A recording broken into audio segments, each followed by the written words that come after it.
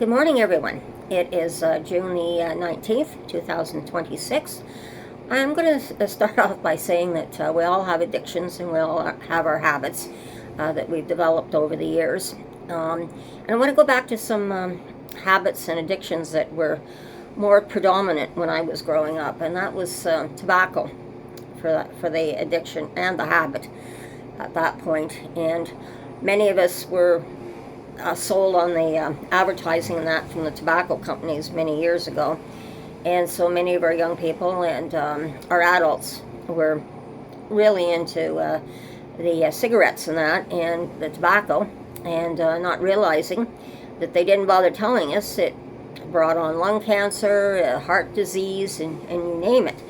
Finally, the word got out and we finally went down.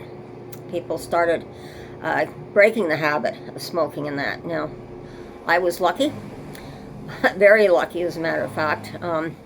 You get into being a teenager and you get into the peer groups, and everybody else around me was smoking, and well, come on, Chris, take a smoke, it's really cool. You want to be cool, you want to be part of the gang. Well, finally I gave in. Well, I took my first puff, and I did not know how to smoke, period. So I was choking, and it also set off asthma attack because I also have asthma. So I was choking and having an asthma attack for a good hour, and I was turning blue in the face, and they didn't know what to do, but they thought they were going to have to take me to the hospital. So fortunately, I got everything back under control again, and then I'm thinking, boy, if that's enjoyment, choking to death and having an asthma attack over smoking, there's no way. So I got lucky. I never smoked after that. That was the beginning and ending of my smoking career.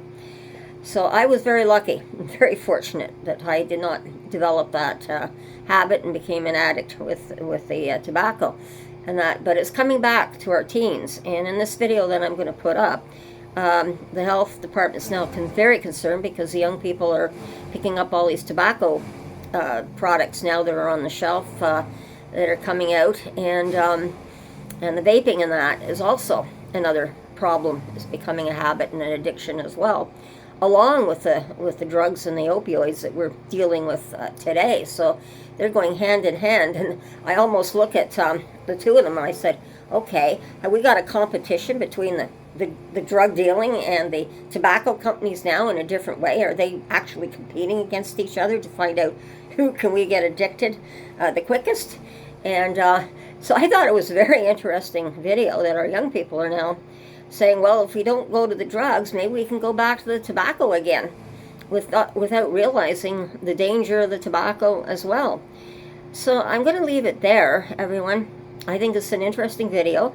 I think it's well worth putting up, just peer pressure and all the different things that cause addictions. And I think this is another thing that the kids are looking at today. Well, if the drugs are so bad and the opioids are so bad, maybe the tobacco wasn't really so bad.